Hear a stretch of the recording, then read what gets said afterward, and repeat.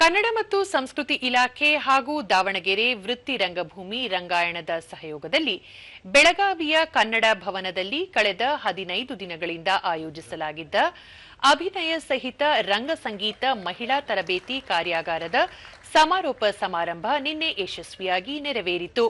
ಸಮಾರಂಭದಲ್ಲಿ ಬೆಳಗಾವಿ ಪ್ರಾದೇಶಿಕ ಆಯುಕ್ತೆ ಕೆಎಂ ಜಾನಕಿ, ದಾವಣಗೆರೆ ವೃತ್ತಿ ರಂಗಭೂಮಿ ರಂಗಾಯಣ ನಿರ್ದೇಶಕ ಮಲ್ಲಿಕಾರ್ಜುನ ಕಡಕೋಳ, ಸಂಗೀತ ನಿರ್ದೇಶಕ ರಾಜಪ್ರಭು ದೋತ್ರೆ, ನಾಟಕಕಾರ ಶಿರೀಷ ಜೋಶಿ, ರಂಗಚಿಂತಕ ಡಾ ರಾಮಕೃಷ್ಣ ಮರಾಠೆ, ರಂಗಕರ್ಮಿಗಳಾದ ಎನ್ ನಟರಾಜ್, ಸರಜು ಕಾಟ್ಕರ್ ಸೇರಿದಂತೆ ಮತ್ತಿತರರು ಉಪಸ್ಥಿತರಿದ್ದರು. ಇದೇ ವೇಳೆ ತರಬೇತಿ ಪಡೆದ ಮಹಿಳಾ ಕಲಾವಿದರನ್ನು ಸನ್ಮಾನಿಸಲಾಯಿತು.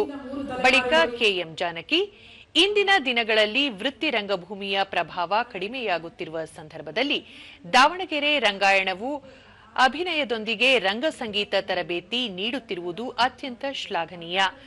ಈ ಸಮೃದ್ಧ ರಂಗ ಪರಂಪರೆಯನ್ನು ಉಳಿಸಿ ಬೆಳೆಸಿಕೊಂಡು ಹೋಗುವುದು ಇಂದಿನ ಅಗತ್ಯವಾಗಿದೆ ಎಂದರು. ಯಾರು ನಮ್ಮ ಕಲಾವಿದರು ಬಂದು ಅವರಿಗೆ ತರಬೇತಿ ಪಡೆದು ನಮ್ಮ ಮುಂದೆ ಪ್ರಸ್ತುತಪಡಿಸ್ತಾರೆ, ಅದು ಸುಲಭದ ಸಾಧನೆ ಅಲ್ಲ. ಮಲ್ಲಿಕಾರ್ಜುನ ಕಡಕೋಳ, ವೃತ್ತಿ ರಂಗಭೂಮಿಯ ಕಂಪನಿ ನಾಟಕಗಳಿಗೆ 150ಕ್ಕೂ ಹೆಚ್ಚು ವರ್ಷಗಳ ಭವ್ಯ ಚಾರಿತ್ರಿಕ ಇತಿಹಾಸವಿದೆ. ರಂಗ ಸಂಗೀತದ ಮೂಲಕ ವೃತ್ತಿ ರಂಗಭೂಮಿಯನ್ನು ಆಧುನಿಕಗೊಳಿಸುವ ಹಾಗೂ ಪುನಶ್ಚೇತನಗೊಳಿಸುವ ನಿಟ್ಟಿನಲ್ಲಿ ದಾವಣಗೆರೆ ರಂಗಾಯಣ ನಿರಂತರವಾಗಿ ಶ್ರಮಿಸುತ್ತಿದೆ ಎಂದು ಹೇಳಿದರು. ಸಂಗೀತದ ಮೂಲಕ ಆ ಒಂದು ಪರಂಪರೆಯನ್ನ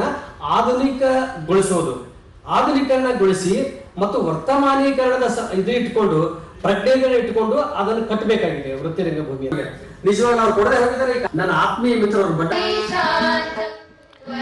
ಮಹಿಳಾ ಕಲಾವಿದರು ಪ್ರಸ್ತುತಪಡಿಸಿದ ರಂಗ ಸಂಗೀತ ಗೀತೆಗಳು ಹಾಗೂ ಅಭಿನಯವು ರಂಗಾಸಕ್ತರ ಗಮನ ಸೆಳೆಯಿತು.